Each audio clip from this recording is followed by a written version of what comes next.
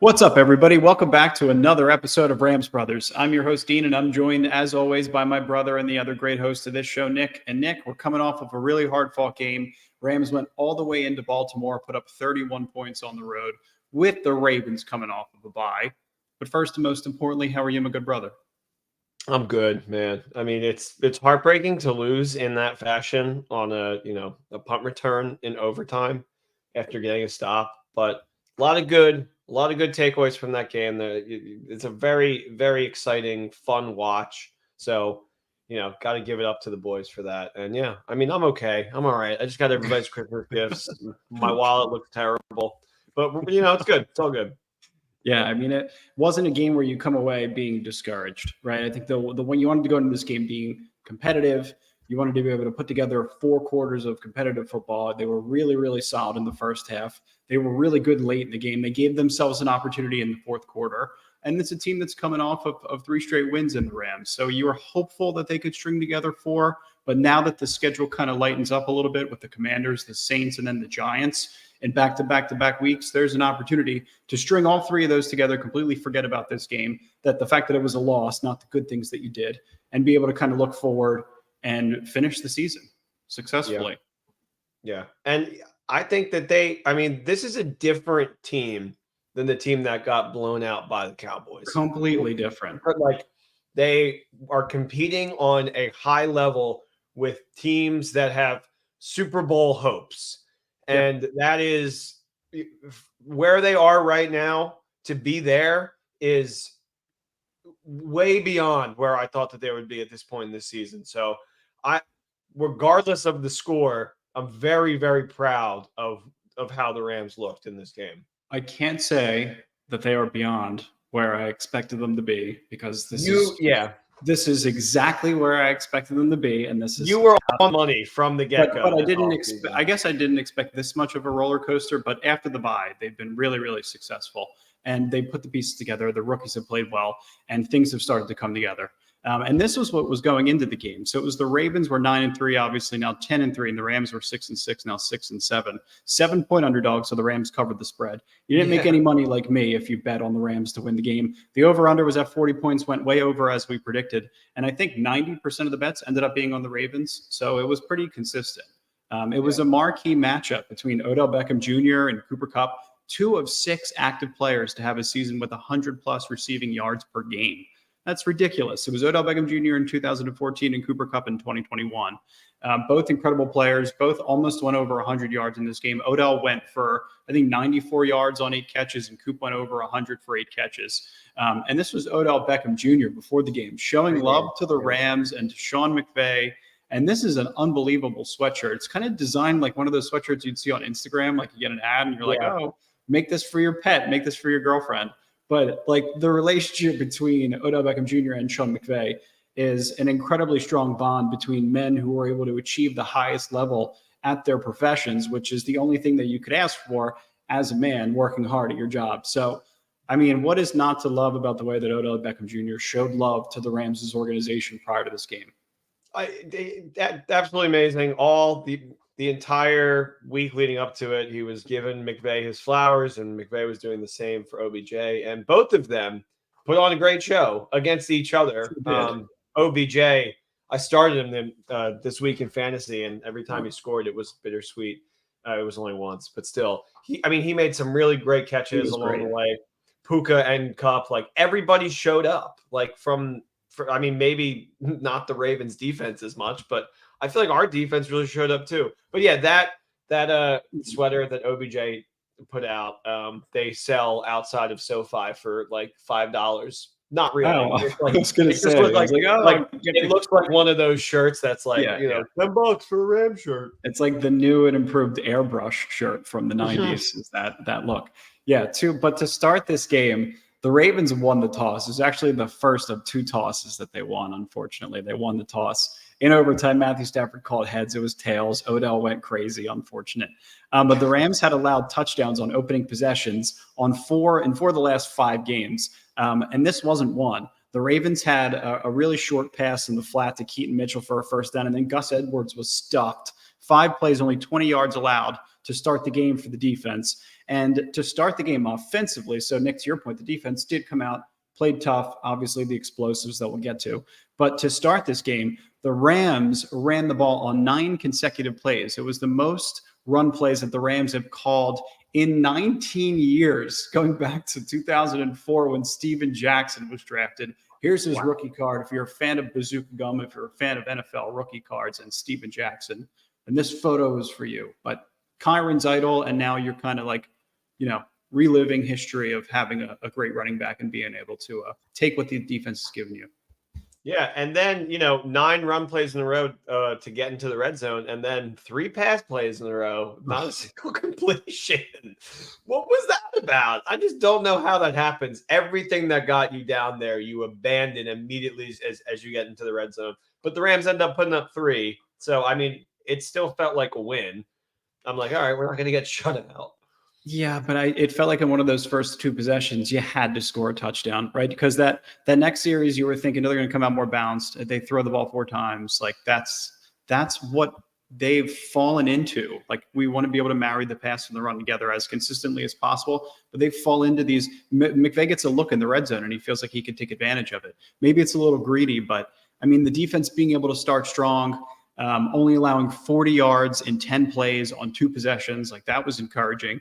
But the Ravens started to throw haymakers. Like, as the offense kind of started to come together a little bit, between Isaiah Likely slipping out the back door on that long crosser play, and then Odell Beckham Jr. doing Super Bowl MVP things with his route running, there were 100+ yards of explosives and 2 touchdowns on the board before we even felt like the game had kicked off. 2 solid possessions by the defense, and then 2 back-to-back.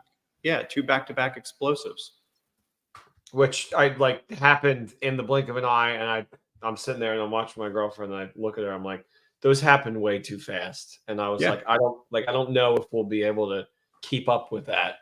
But then we did, because the offense just went counterpunch essentially every time they were punched their mouth. Their first touchdown drive, their 3rd offensive series, which was a counterpunch to the Isaiah Likely TD, was perfectly balanced. 3 runs, 4 passes, 75 yards, touchdown to Cooper Kupp, with Stafford dealing with the blitz. I was like, yeah, blitz him at your own risk. And earlier he had to throw it away, but they blitz him. He sees Kupp back left, boom. It reminded me a little bit of For the Love of the Game, but just way closer to. No, it did. They had a couple of those plays in this game. Like, Cooper Kupp feels like he's fully back. He was the leading receiver in this game. He was excellent. But then their second offensive counterpunch came after the Odell Beckham Jr. 54-yard bomb. It was a perfect play, 9-play, 75-yard drive that was capped off by Davis Allen's first NFL touchdown ever. I was nervous when I originally heard that Tyler Higbee was going to be doubtful for this game with a neck stinger. And then we saw Hunter Long leave the game on the cart. And then you also saw at the same time Rob Havenstein was coming off of the field dealing with a hip injury. So you're thinking to yourself, like, a lot of the key personnel on your offensive line to be able to establish this run game is starting to go down a little bit. Like, how is this going to affect us in the second half? Are we still going to be able to marry everything together and lean on Kyron Williams? So that concern kind of reared its ugly head. But I mean, as good as they were in this entire game, like Puka Nacua, like, the drive was even more impressive to me because they responded after that special teams penalty. Like, Puka Nacua, huge third down and 4 conversion for 34 yards. And then Tutu Atwell ended up getting hurt on the next play. But then Puka draws a pass interference on Kyle Hamilton, which you may as well start adding to his stats. The fact that he's able to draw so many penalty yards, and he's such an asset to the offense as a run blocker, in pass plays, drawing pass interference, doing so many things that a veteran receiver has the ability to do. It perfectly set up Davis Allen's first touchdown. You're thinking to yourself, if you're a Rams fan, we're not a joke. We're a competitive team. This is a competitive watch. And we came to play today in Baltimore with the Ravens coming off of a bye. And if you're a Ravens fan, you're probably thinking to yourself, like, how are we losing 17-14 to the Rams in our home stadium right now? So all in all, it was a strong first half. Like, I was encouraged with what I saw really throughout the entirety of the whole game. 100%. From top to bottom, like I said earlier. I mean, sure, there's still some things that are going to get you down. The Puka drop late. He's good for like 1 a game, which stinks. And then before overtime, before the game-winning kick, which we'll get into later, but they had to blow a timeout, which is just like, why are you burning that timeout? You could, get closer, or you have another end zone shot if you don't call that timeout, because then you get an incompletion, which stops the clock. So there's just like little things that make them feel like if they're in a close game with a team like this, they're not going to be able to pull it through, which is Sure. ultimately what Just some happened today. situational stuff, some mental But mistakes. like this was their best game of the season, I think. I'm like, Yeah, this week or last week, sure. yeah, I like truthful. I But mean, considering the quarterback talent, obviously, I think you give it to this week. Yeah, I right, get it. like going up against like like I said, like a team that has like a Super Bowl aspirations and are like not at all a joke, and I think are the most put together football team in the NFL right now.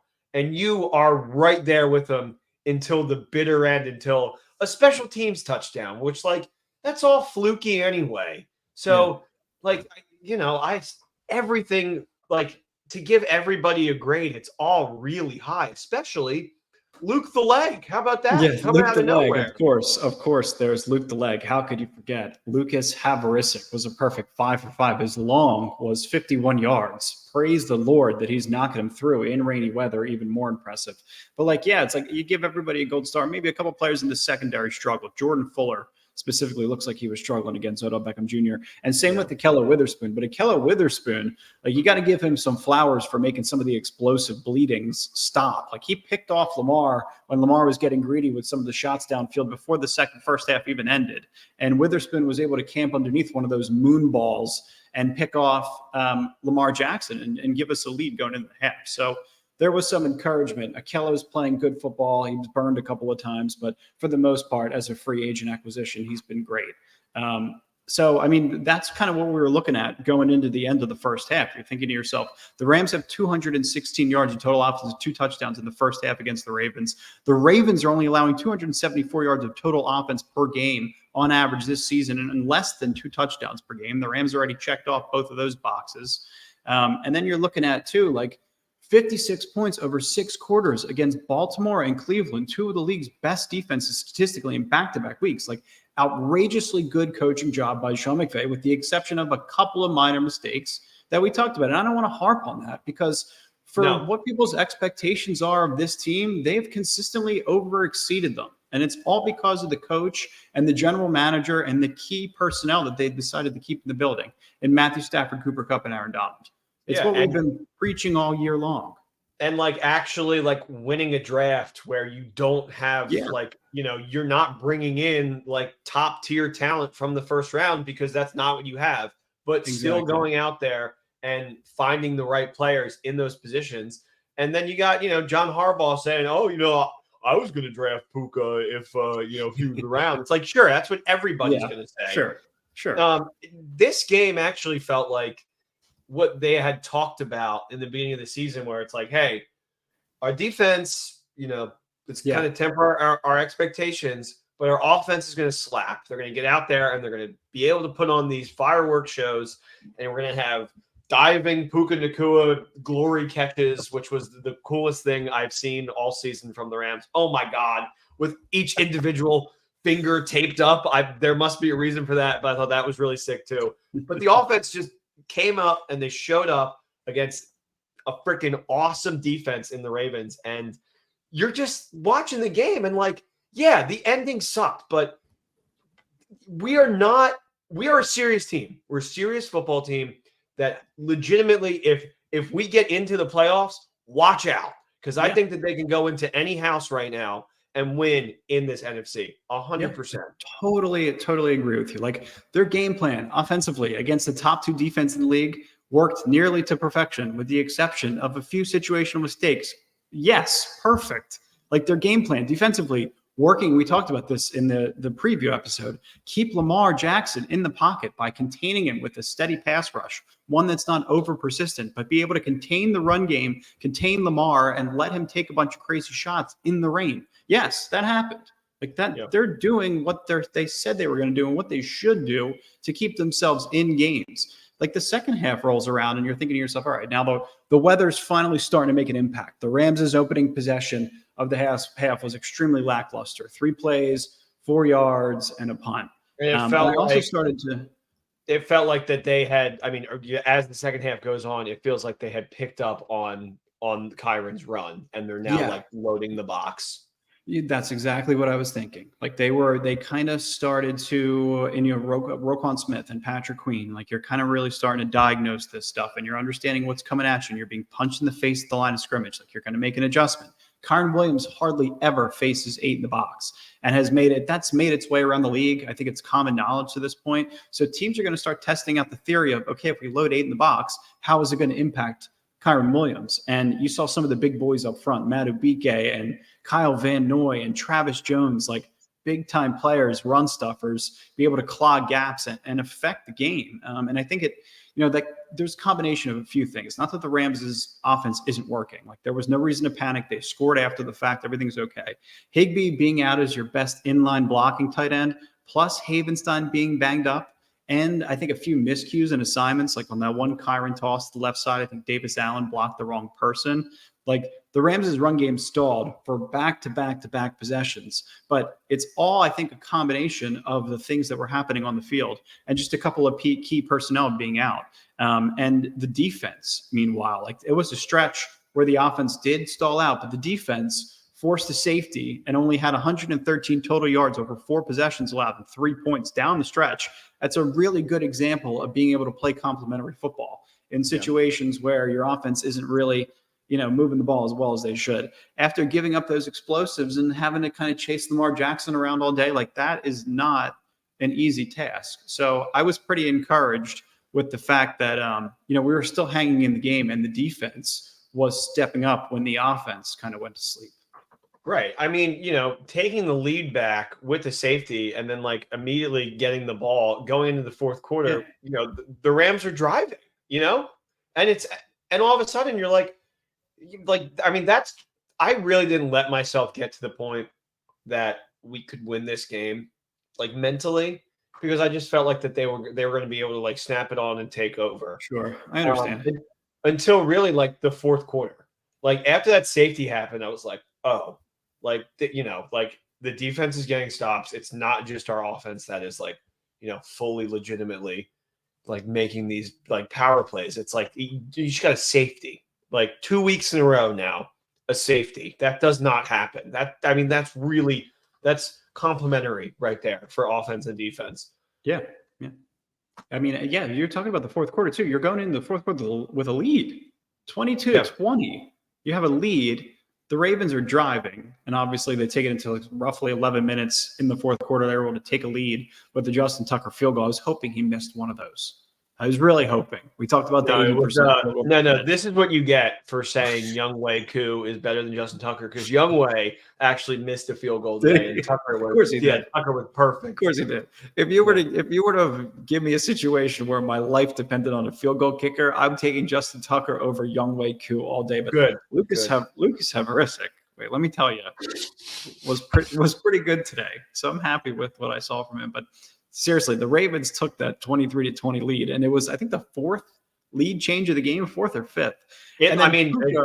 In the fourth quarter, there were 3 lead changes. So, yeah, Puka, we talked about the drop, which is, it's not, I don't want to say it's common for him. He gets so many targets. He's a 5th-round rookie. His hands are not his best characteristic, and the only mistake he made on this play was he turned his head to look upfield because he was going to get another 25, 30 yards on the play. Which is classic backyard football of like a kid that is really skilled, that is, thinking about the very next play or like, the next move. Where exactly. Like if you have like a dork kid, the only thing they're going to be thinking about is just catching the ball. But he's getting popped. Yeah, he's doing mind games in his head to make sure that he's going to be able to get downfield. And then this happens, and you're just like, for those that are just listening, it's a picture of him diving, making a catch. And you're like, why would I ever say anything negative about him? I had a tweet that I was going to send that was like, Puka, we love you, but these drops, man. And I just never sent it because I was that's rude. He does way too many other things. He does so many things so well for them, and he takes like a huge beating. Like in this picture here, he gets lit up.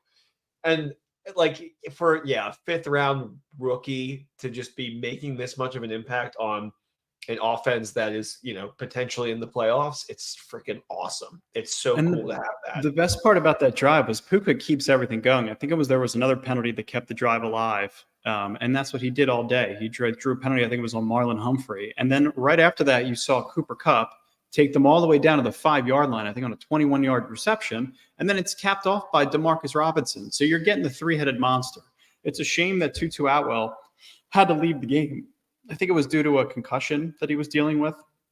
Not a 100% sure, but that's going to be something to monitor week to week. Demarcus Robinson had a really bad block. They paused and replayed a situation where the Rams, I think, were running duo, and Demarcus Robinson totally whiffed on a block. And there are situations where Tutu Atwell is a better blocker than Demarcus Robinson. I think the statistics show that too.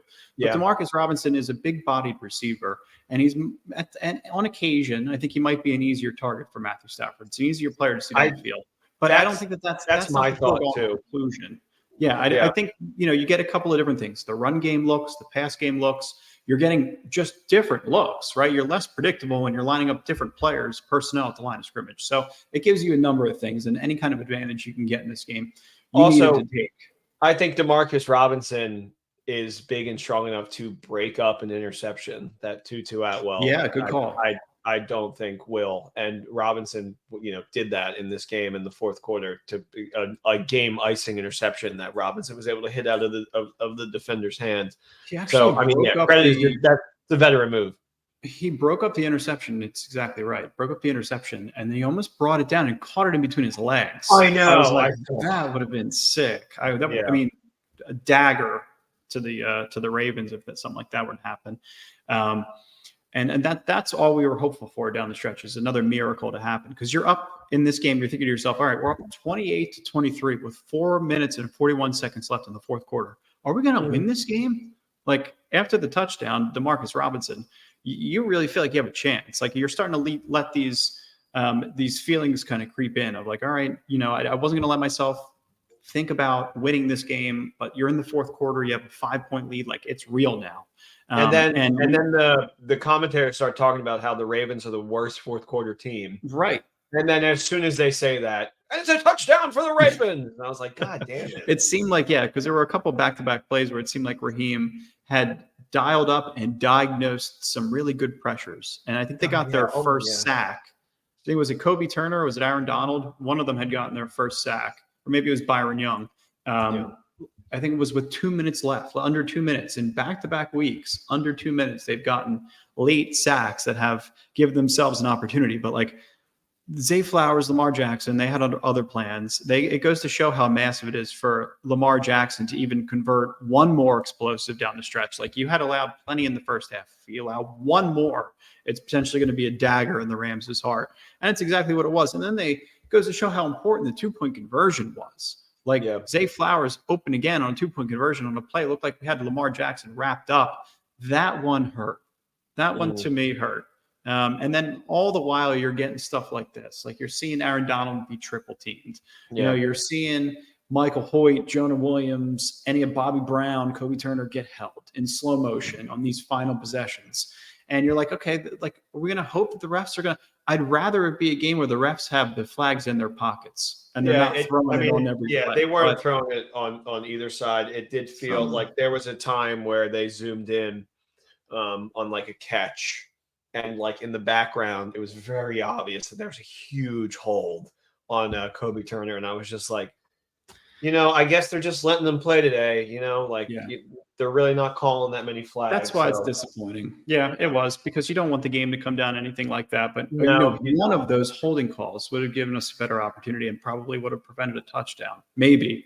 But that's I mean, listen, it's 30-28, right? Or no, it's 31. 31-28.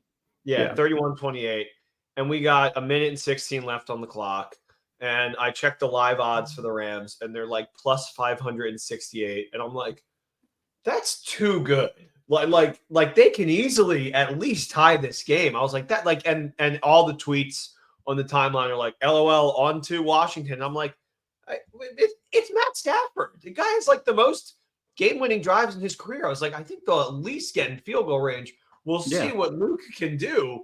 But like, I had full confidence in them at least getting in field goal range. I mean, that was just me. I don't know how it felt over in Jersey. I definitely did. I had confidence that they were going to at least be able to get into field goal range, but like you needed a big play. Like you needed Yeah. Cooper Kupp or Puka Nacua to kind of replicate the success that they had earlier on in this game. And they did. They marched down the field. Cooper Kupp, 34 yards. He was unbelievable in this game. Like it feels like he's fully back to where he needs to be. But I don't think, to be honest with you, my confidence level wasn't that high because then you also have to consider the fact that Lucas Havrisik is going to have to hit like a 45-yard field goal to tie the game. No. Potentially. My confidence of them getting in field goal range. Into field goal range. That was the hope. It's like at least get yourself into field goal range and then everything will be okay. I was thinking to myself, Roger, it could happen. Angels in the outfield. Yeah. Just call me Al. So they marched down the field. Christopher Lloyd. Wait, Christopher Lloyd was the center fielder in that movie, I believe. Yeah. It could happen. It could happen.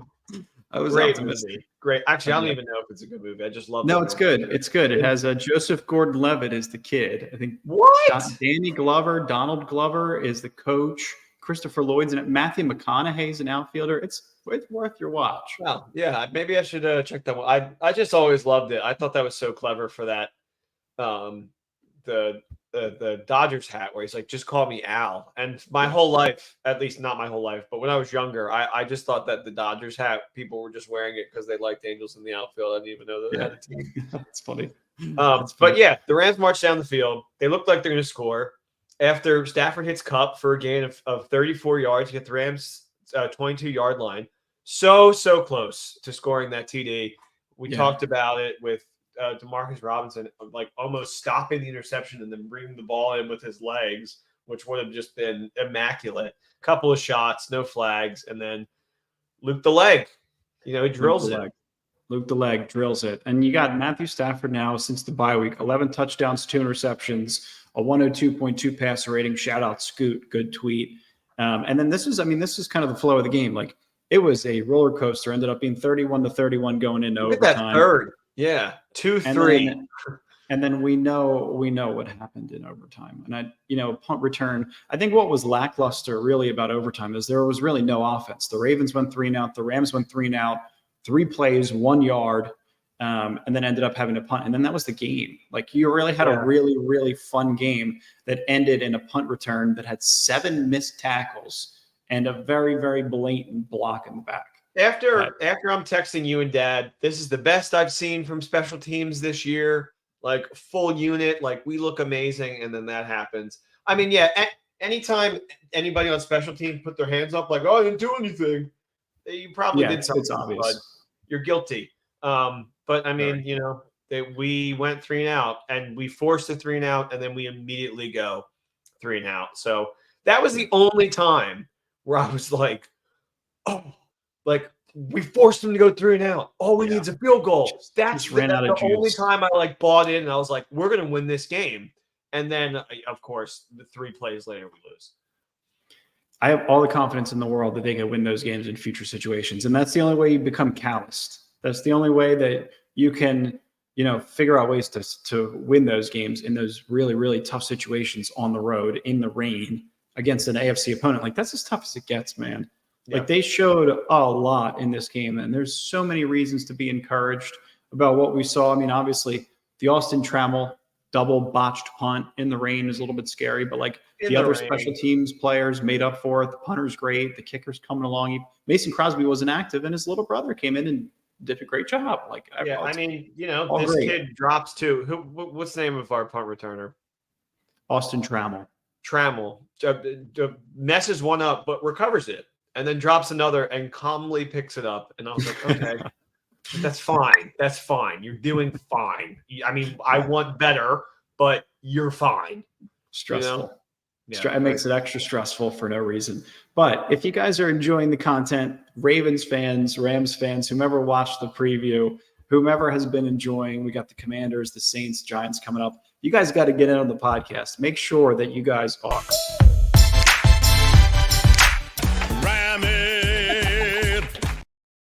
I'm very comfortable saying that this is the best preview and the best recap that you're going to find on the Rams.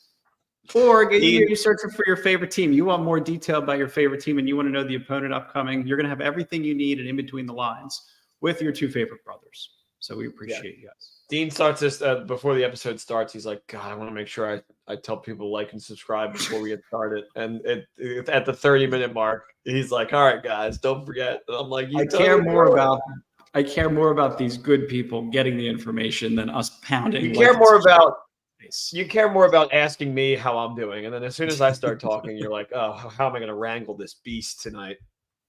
I got you pretty good. We appreciate you guys. Not really. Thank you for listening. As always, go Rams. A lot more fun coming up. Hey, at least we got a competitive fun team to watch. Going to get 3 more wins in 3 weeks, and then it's going to be New Year's Day, and we'll figure it out from there. Let's go. Sounds great. Peace. We love you. Go Rams.